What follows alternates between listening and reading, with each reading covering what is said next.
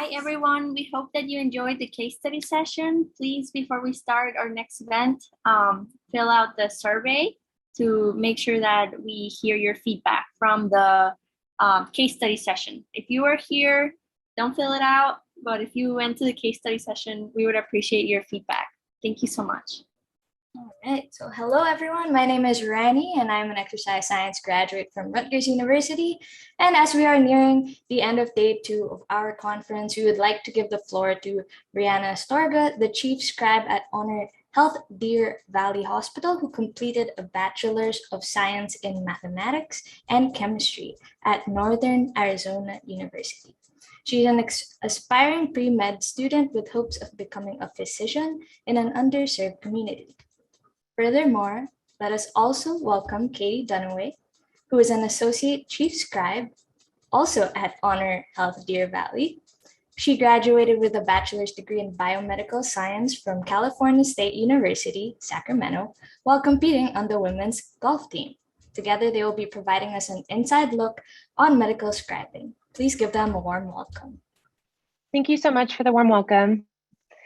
Katie, I'm really excited that we are able to join you today to give you an inside look on what a medical scribe looks like. Oops, sorry.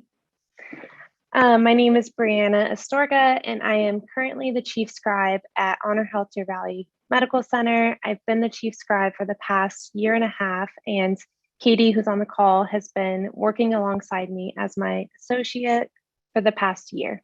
Most people don't know, but Scribe America was actually founded in 2003 with one single scribe and one ER physician in California. We all know that doctors are known for their infamously bad handwriting, and our co-founder took matters into their own hands and put pre-med students to work alongside providers in the ER. Since then, Scribe America has been one of the fastest growing scribe companies, and they're now one of the largest international medical scribing companies in the US. Scribe America has positions in all 50 states, along with Canada and Australia. We also staff 40 plus different medical specialties. So what is a scribe? What does the job entail?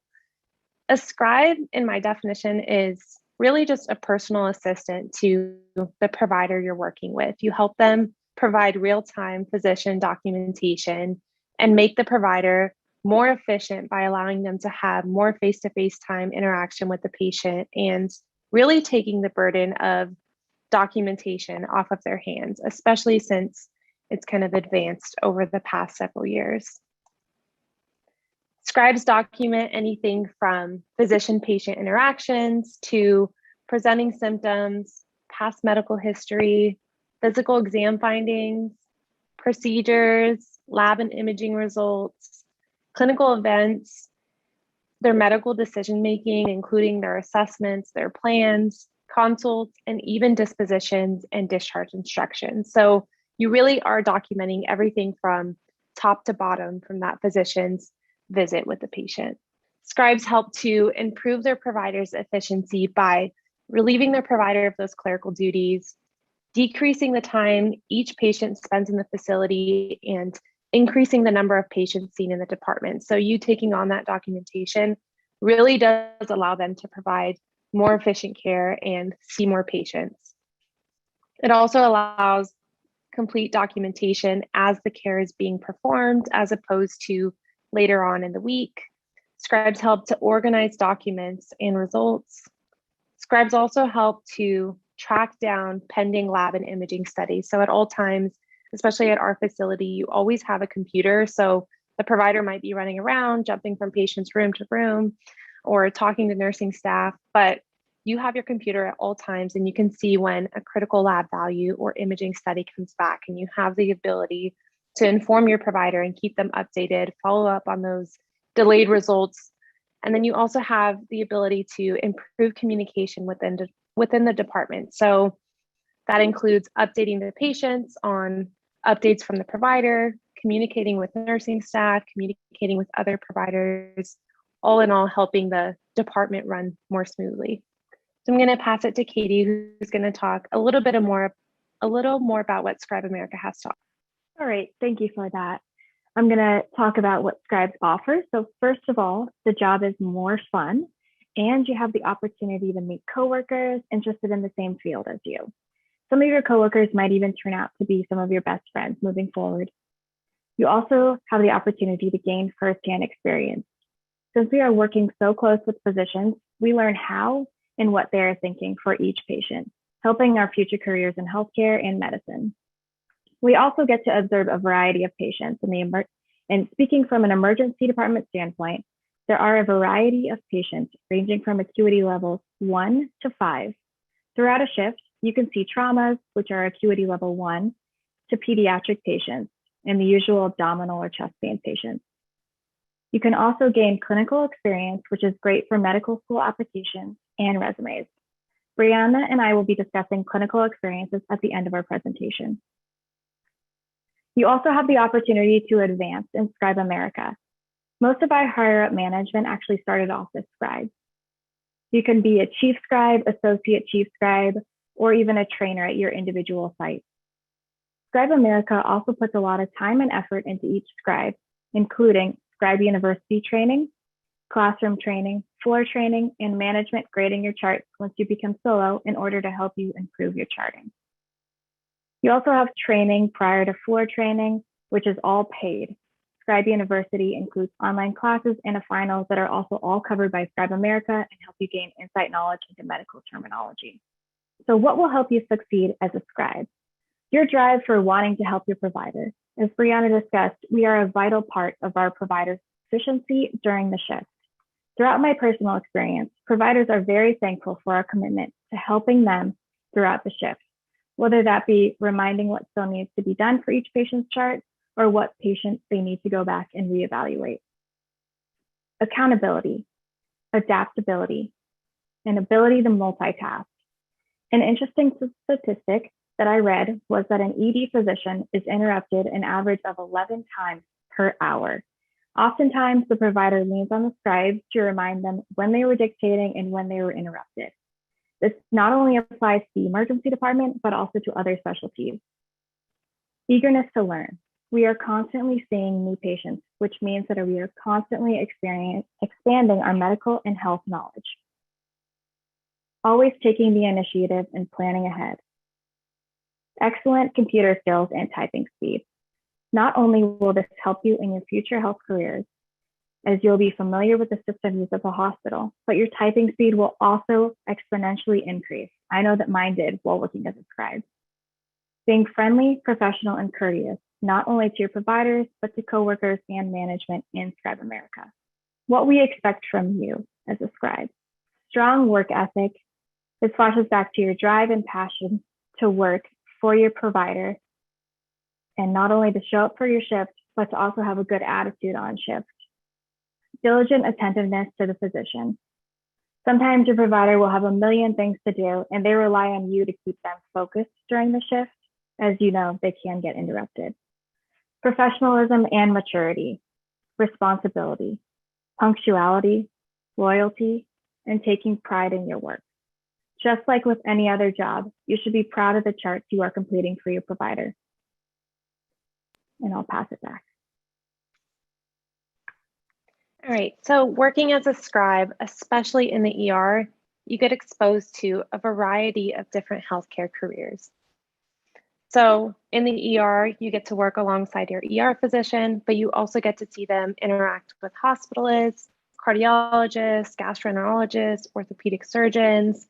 Whenever we have a trauma come in at our facility, you get to see them interact with the trauma surgeon, the trauma team.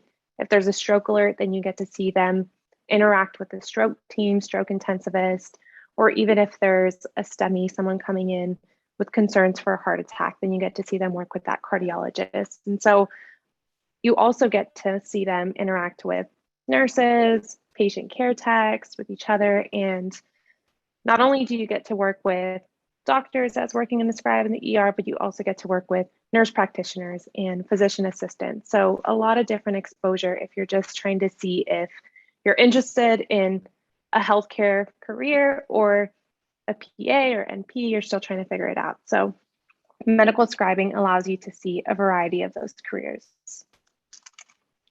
Within the company, there's also a lot of different scribe opportunities and benefits. So when you apply as a scribe, you get the chance to list whether your preference is to do outpatient scribing versus scribing in the ER setting. For me, I always knew that I wanted to be in the ER, but there's a lot of pros to working in outpatient as well. You get to work with 1 to 2 physicians instead of 50 plus physicians like you would in the ER. You get to pick what specialty you might want to work in. So if you're really interested in cardiology and you know that you want to be a cardiothoracic surgeon, then you might want to work in a cardiology clinic. So those are another reason that you might start out in outpatient. There's also, if you wanted to start out in a slower place, you could always start in the outpatient, and then we have opportunities to cross-train and then move to the ER. So a few of my current scribes either work in a cardiology clinic, they work in a urology clinic, and they also get paid a little more to be in that outpatient setting, but they wanted to see what it was like to work in the ER and get exposure to that side of things. So they cross-trained after working in an outpatient setting for 6 months, and now they work a couple days a week at both sites. So you can always cross-train and do both. And then there's also, as Katie mentioned, opportunities to move up within the company as far as being a trainer after 6 months. So then you can help train our new hires and teach them things that maybe you would have wanted to be taught when you were starting out.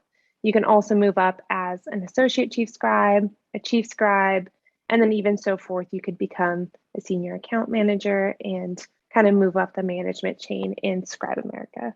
One of my favorite things about being in the ER is just getting to see a variety of different procedures. So during training, it's kind of hit and miss whether you get to see any during training, but since being a scribe, I've seen tons of laceration repairs of all sizes, from just a small cut on the finger to something that takes up the whole forearm. I've seen incision and drainage procedures from abscesses on the back to a peritonsillar abscess, which is a little more exciting. The other day, I got to see a knee arthrocentesis. So a patient was meeting our sepsis criteria. They recently had this knee surgery, and their only possible source that the provider could find for infection was that knee that was recently operated on. And so he ended up performing a knee arthrocentesis in the ED and took out about 95 cc's of purulent drainage. So all of that was sent to lab, but that was really cool to see. I've also seen a ton of orthopedic reduction procedures. So a patient comes in after a fall or MVC and dislocated their shoulder. And a lot of providers will either use moderate conscious sedation and different forms of manipulation to put their shoulder back into place. Or I've even seen providers who will use a more massage therapy technique in order to massage that dislocated shoulder back into place, which is really cool. The other day, Kate and I saw a really bad MVC that they ended up doing a chest tube placement on. So sometimes for trauma patients, you'll get to see that as well. Intubations, cardioversion. So the first thing that comes to mind is probably a patient being defibrillated either during a cardiac arrest or to shock them out of an abnormal cardiac rhythm. There's also chemical cardioversion. So they'll give different rate control medications to try to get them out of this abnormal rhythm. If they can tell what the rhythm is on the EKG, or if it's showing up on the monitor, they can kind of get the underlying rhythm. I've also seen them do like different maneuvers where they'll have the patient try like different breathing techniques or put their legs at a certain angle and all of that to try to get them out of this abnormal rhythm. I've seen lumbar punctures, central line placements, and even a bunch of like nosebleed management. So sometimes they'll put a clamp, sometimes they'll use some sort of like Afrin spray or TXA to try to control the bleed, but then they've also placed nasal balloons or tampons and sometimes even perform cauterization in the ED if the nosebleed is that severe and if the patient is on blood thinners. So that's been one of my favorite things, and you get to see all of it if you're working alongside that provider as well as do the documentation for it. So really get to learn what's involved in that procedure. Working as a scribe has also allowed me to meet some of my best friends. So the one that's on this picture is someone I met as a trainer, and that's really how we got close. We were both trainers, both talking about our trainees, ways that we can improve, started hosting events together, and really just grew really close together. And now she is at New Mexico State doing her second year of medical school. And then I've also got really close with providers who I've been able to nanny for or dog sit for. And last year at the beginning of the pandemic, me and a few other scribes were also able to host this healthcare hero parade for all of our health workers who were at John C. Lincoln in Deer Valley, where we were able to coordinate with the fire department to get some fire trucks involved and just show our appreciation for all of our healthcare workers who were on the front line. And so being a scribe has also been very rewarding in my personal life. And I've been able to make a lot of relationships with the providers, with other scribes. And it's also just helpful to be around a group of people who have similar goals or aspirations or interests as you, and motivating in that sense. So for this next part, I wanted to talk a little bit about how you can apply. So if you're interested in becoming a medical scribe, you can apply through our career site to any areas of your interest. So if that's outpatient, if that's ER, if there's a certain location close to you that you would want to work in, you could also just Google Scribe America application and it'll probably come up. Once you apply, you'll then receive an email from Scribe 101. This is a standard training for all of our new hires. And once you're to complete the modules and the final exam, sometimes the modules can take up to 10 hours, just depending on your prior medical knowledge experience and the ability of whether you want to test out of it or kind of go through and complete those modules and then take that final exam. So once all of that is completed, your application will move on to the next step. It'll be for my manager to review it.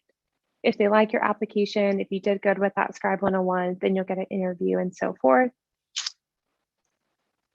And then our training, so once you're hired, our training really consists of 3 different parts, and it does take about 1 to 2 months to train our new hires, and we really do put a lot of time and investment into training you so that you're well equipped whenever you do start as a solo scribe. So that first part is classroom training. The second part of training is clinical training. And then that third part is a 90-day evaluation period. So part 1 is called Scribe University, and this is essentially hosted by Scribe America instructors all over the US. So some of them are in California, some of them are in Arizona.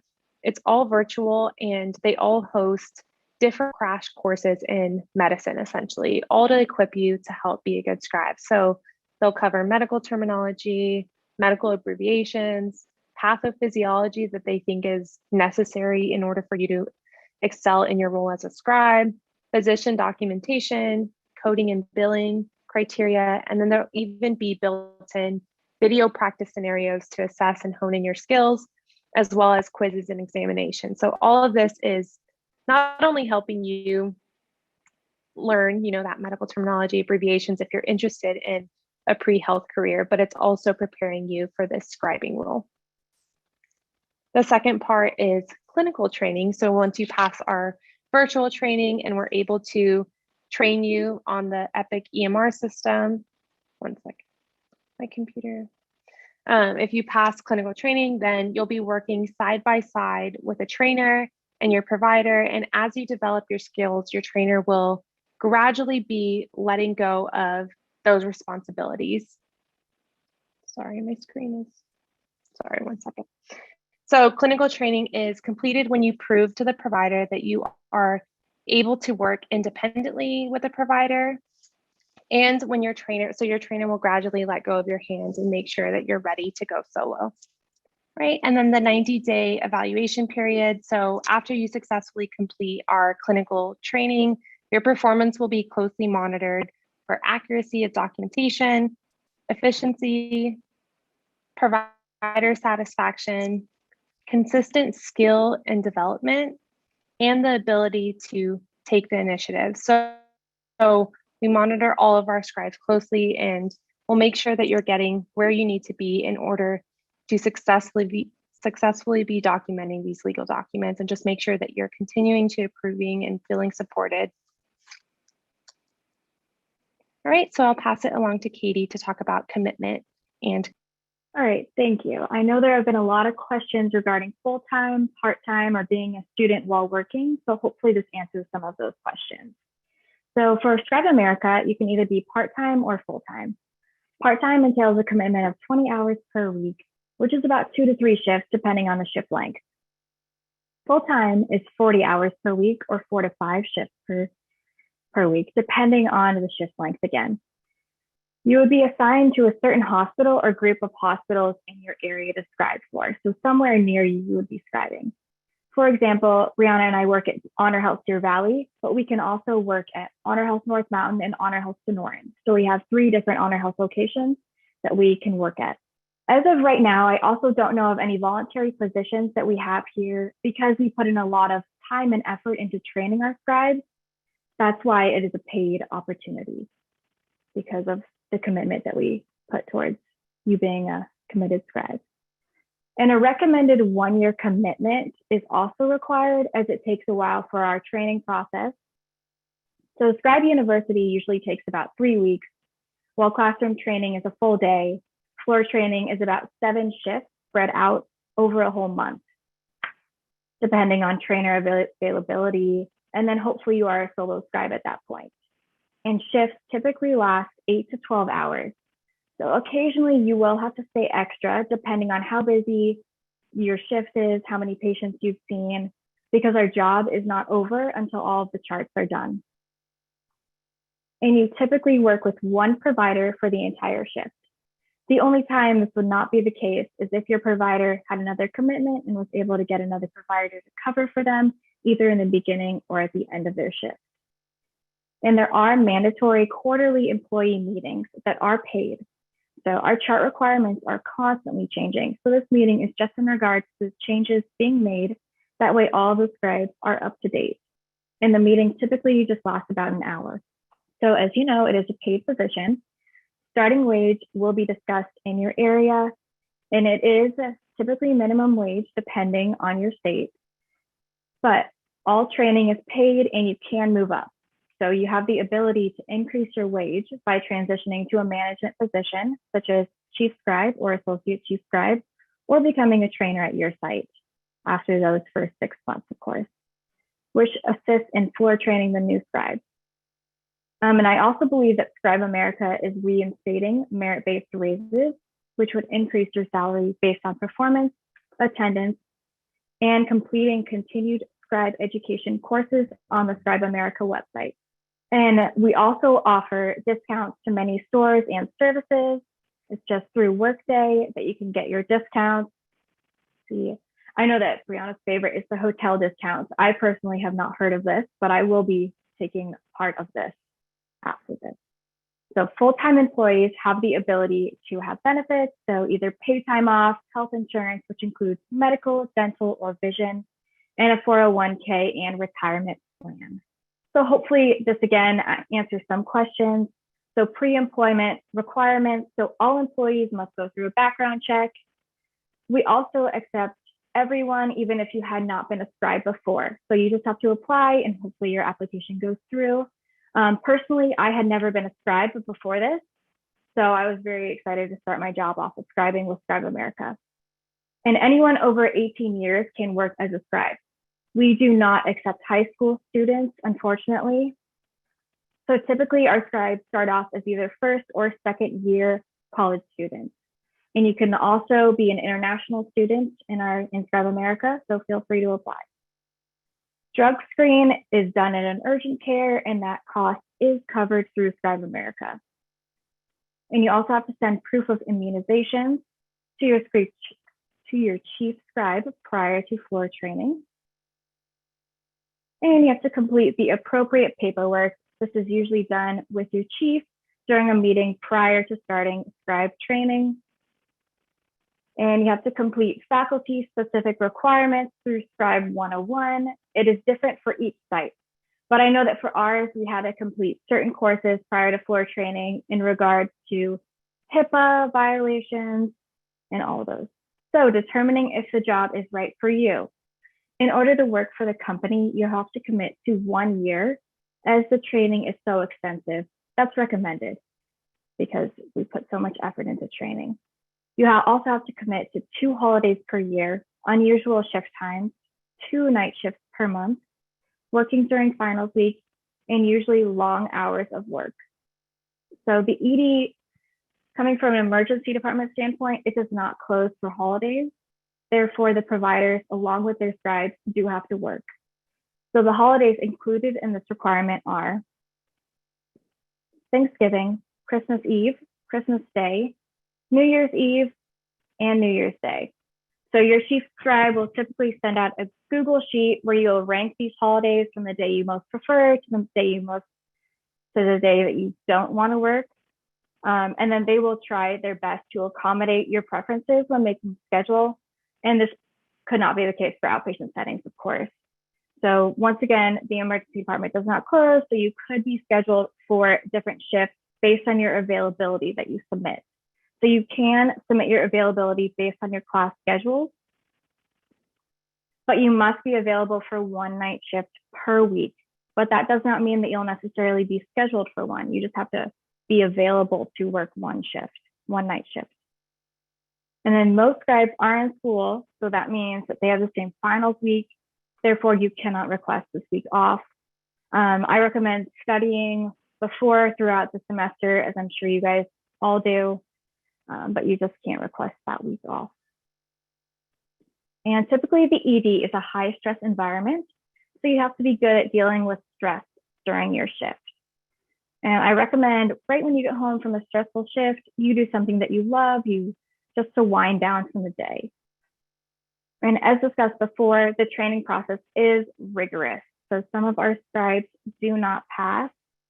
But in order to give you a higher chance at succeeding, I recommend studying the medical terminology, which is typically discussed in Scribe 101, and practicing your typing skills.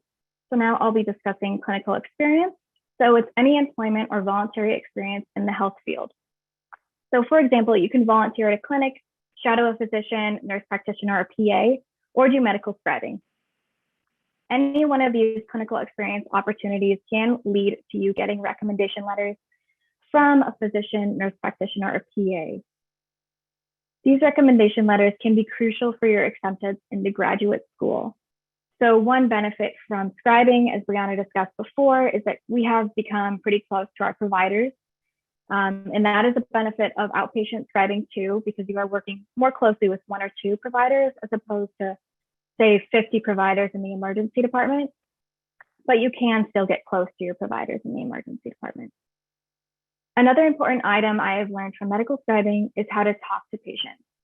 Some patients barely tell your provider any history, which means your provider has to ask the appropriate questions in order to obtain the history needed for a full workup and determine essentially why the patient is here and what symptoms the patient has.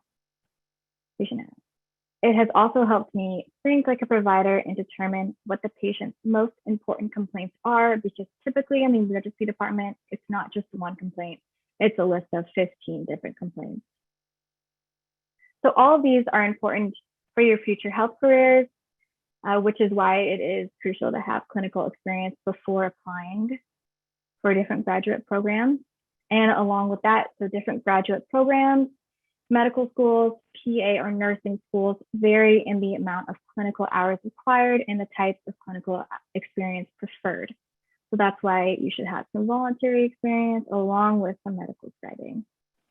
Thank you, Katie. So as she said, clinical experience is so important, and medical scribing allows you to not only get those clinical hours a lot faster, but you also get exposed to so many different healthcare careers, not only the providers that you're working with, but you get to see, like we discussed, the nursing staff, the hospitalists, the trauma surgeon, all the different specialties that work in the ER or in the outpatient settings. And I love Scribe America has this phrase where it says that doctors saves lives and scribes save doctors. And I feel like that is so true, because there's a lot of doctors that wouldn't be able to do their documentation without us, just because of how much it has advanced, or they wouldn't be able to see as many patients without us, or even just provide as efficient care. And so we really do help them, and it really is a great experience. So I hope that this presentation was able to provide just a little insight on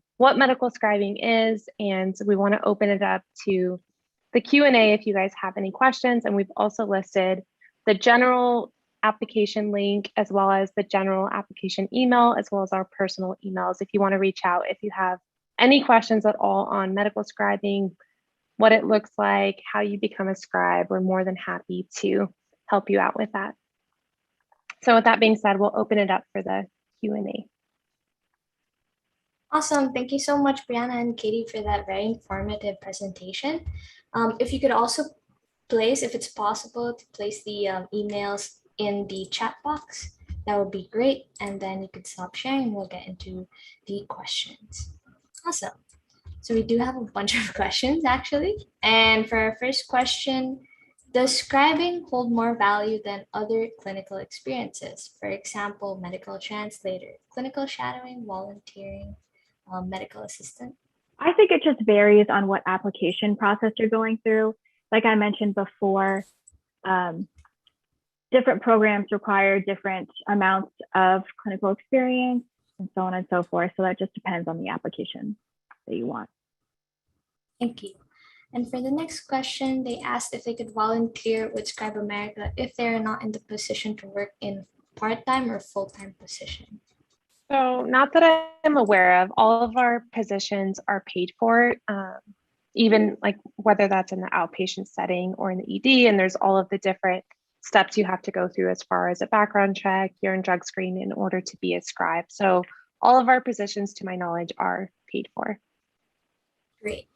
And how selective are the applications to be a scribe within this organization? Do you provide training sessions before starting to be a scribe, and do you accept individuals who are new in terms of being a scribe? So I can answer this one.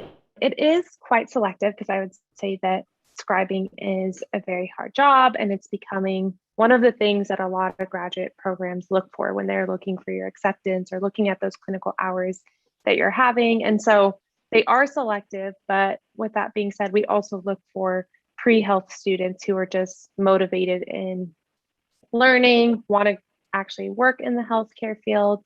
And so we hire a lot of scribes. A lot of the scribes that we hire are starting out in their undergraduate careers, haven't had a job before, but they're really interested in medicine and just kind of committed to learning. So yes, we're looking for those with experience, but also a lot of them are just starting out and just eager to learn. Kind of in relation to that, is there specific knowledge or certain courses such as anatomy or physiology that's required for being a scribe?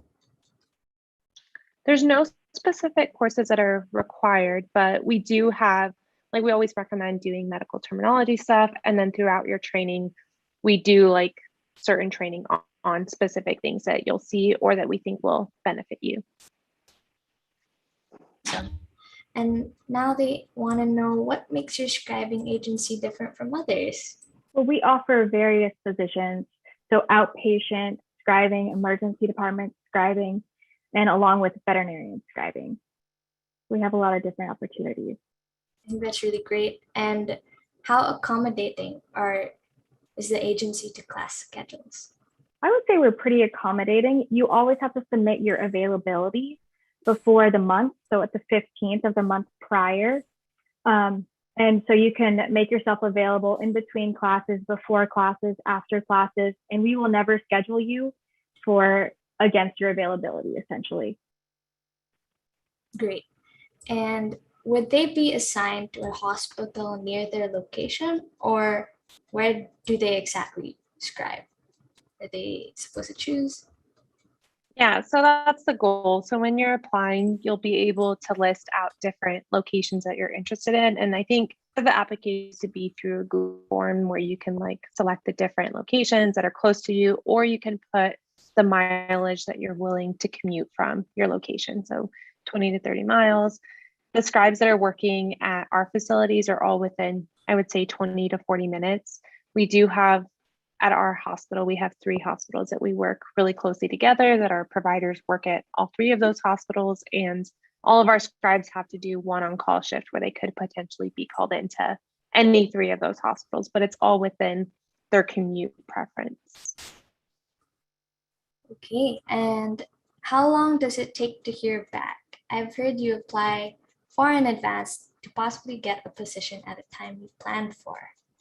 Yeah, so I would say it depends on where our hiring is. So a lot of our hiring slowed down last year at the beginning of the pandemic when a lot of companies were kind of struggling to keep their roles, especially like the outpatient settings. A lot of those kind of closed during a period of time. Of course, the ER was still open. We were just changing how we were scribing during that pandemic. But I would say anywhere from like 3 to 6 months in advance is when you would want to start applying. It could be during the pandemic, at least it was like a year until some people heard back, but our hiring is up and running and we're like actively searching and hiring for candidates, especially because a lot of our scribes just got accepted into those graduate programs and they're leaving us like over this summer. And so all of our sites are really hiring and looking and checking anybody who does that Scribe 101. We're looking at their resumes, their applications, and looking to call them for interviews. So.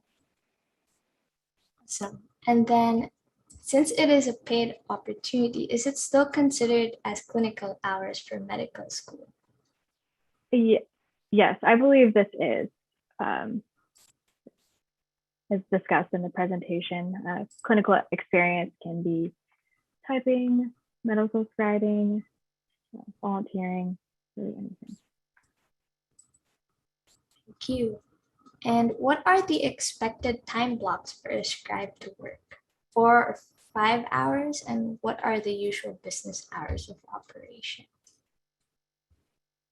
So that very much depends on what facility you're scribing at and whether you're outpatient versus ER. So if you're working in the outpatient setting, you might be working more 8 to 5 scribing hours, kind of similar to the providers in those outpatient settings. If you're working in the ER, and at our hospital that we work at, we have about 12 different shifts where you could work either, any of our shifts range from 8 to 12 hours. So 6 to 3, we have a 7 to 4 shift. We have some longer shifts that are 9 to 9 or 12 to 12. And then we also have some overnight shifts that are 9 p.m. to 6 a.m. or 11 p.m. to 7 a.m. But all of them range from around 8 to 12 hours. Thank you so much. And we have one from an anonymous attendee. Is it hard to balance the course load with your schoolwork? I personally never was a scribe while I was in school, but I was a collegiate athlete. And so that was essentially my job throughout my schooling. So it's something that you need to just kind of learn how to balance your time. It'll definitely teach you a lot of time management. And you do have scheduled shift times that you can arrange throughout your class schedule to make it a lot easier on yourself. So you can also block off times when you know you want to study, when you have a big test coming up. So you can accommodate yourself to your school schedule. Yeah, I would second that. I think there's like a learning curve with any position. When you're starting it, you're kind of learning the best times that work for you. You're trying to get in the schedule of whatever your classes you're taking that semester. And so it's all about how well you're planning. And then also you get to submit when you're available and your preferences on when you want to work. So if you want to work weekends, you can note that down if that works better for your schedule. And your chief scribe is always going to try to accommodate your preferences if they can. That's awesome. And what is the difference between medical scribe, medical assistant, and medical tech? So as a medical scribe, we are working closely with one physician.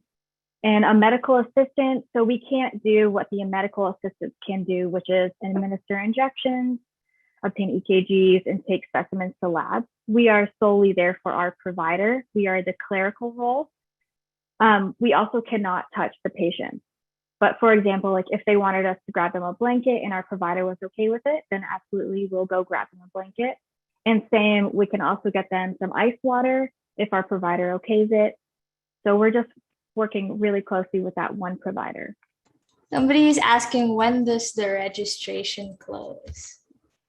So it never really closes. Our application, you can always access our application and apply to be a scribe whenever you're interested in it or whenever. And when you apply, you can also note your preferred starting date. And so they'll look at that you want to start say in December after your semester is over. And so you can always, it's always open. You can always note your preference on when you would like to start. And we also had a question, how impactful is it to have medical scribe experience listed on a resume or for interviews? I get to talk about this one. I think it's very impactful. And just hearing, I'm still in the process of applying to medical school, but from hearing from some of the doctors who also sit on acceptance boards, or some of my friends who recently got into graduate programs, they personally feel like their scribing experience has really helped them. But I think on the other end, looking in, knowing how closely you get to work with that physician, you get to see them from the time that they're seeing the patient, trying to figure out what's wrong with them.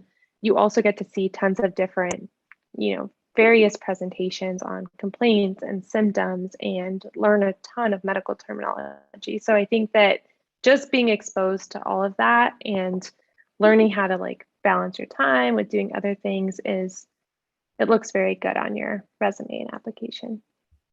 And somebody's also asking, does all the scribing happen in the ER?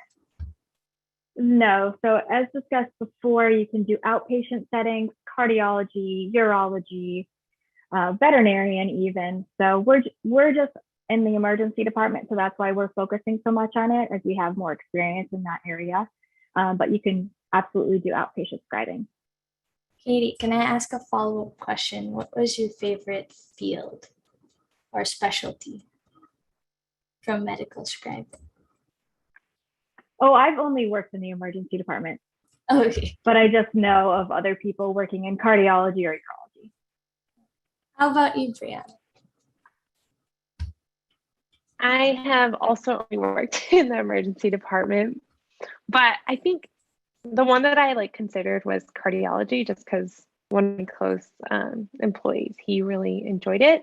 And I have another scribe who also just recently cross-trained in the ER, and they're also doing that. And so that's all has to do with what you're specifically interested in, or if it's more about the experience to you or about just the pay and the recommendation letter, because I know that sometimes those are factors that people consider.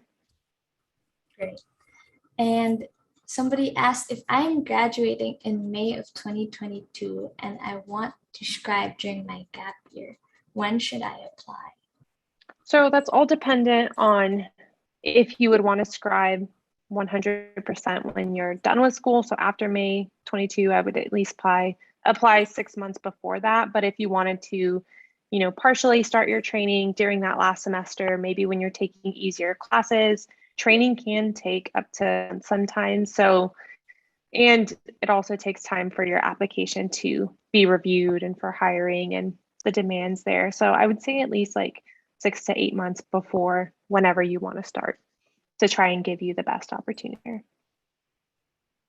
Great. And somebody's asking, do you keep a record for all the hours that they scribe? So that's something that you can always keep track of yourself, or you can reach out to HR, or because this is a paid position, you have access to all of your pay stubs and can always look at all of your hours clocked on there as well. Awesome. And it's a good question. Kind of in relation to that, somebody's asking if you get paid time and a half for holidays, and do you get paid a shift differential for evening and night shifts? So yes, you do get paid time and a half for those holidays. And then also you don't get differential for working night shifts versus morning shifts, mid shifts. It's all just the same standard rate of pay unless you move up in management or being a trainer. Can veterinary scribing translate to medical school contexts as well? I mean, probably, because you're working alongside some sort of physician or provider and still gaining that healthcare experience. So I think so. I don't know. Obviously, I'm not on the other end of that, but any experience I think is helpful. Thank you so much. And would you please explain the modality of these preparation modules more in depth, if that's possible? For Scribe 101 or for our Scribe University training after you're hired? I believe this is for Scribe 101. Okay. So personally, I haven't taken Scribe 101. I've just reviewed a little bit of what the quiz and test looks like, because it's something that they recently hired in order to wean out kind of the less motivated hires and really focus on the people who want to get this job to learn and grow in medicine. And so part of it is, I know, medical terminology. That's a big portion, is just learning those medical terms that you might see every day.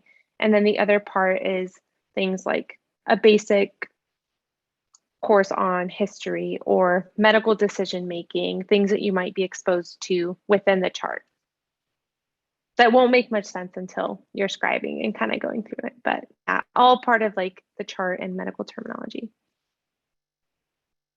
Less anatomy, since you're not the actual physician, of going through that medical decision process in your head. Awesome. And this is going to be sort of a random question, sort of.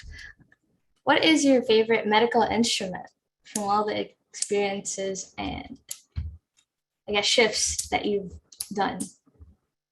I'm not sure if I have a favorite instrument, but it's always fun to watch like orthopedic reductions where they have like a fracture and they kind of pop it back, or a dislocation and they pop it back in place. So that's always pretty cool to watch.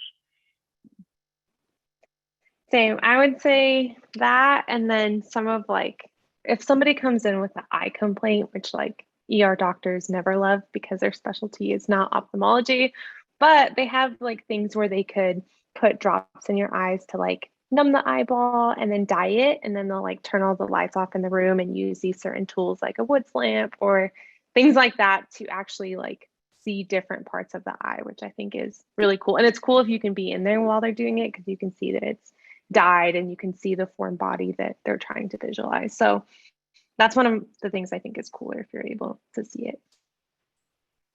All right. Well, thank you so much for your time, Katie and Briana, and for answering all those wonderful questions. Attendees, we just have one more session entitled A Career in Public Health. And please keep on the lookout for the poll. Thank you, Briana and Katie, once again. Have a good day.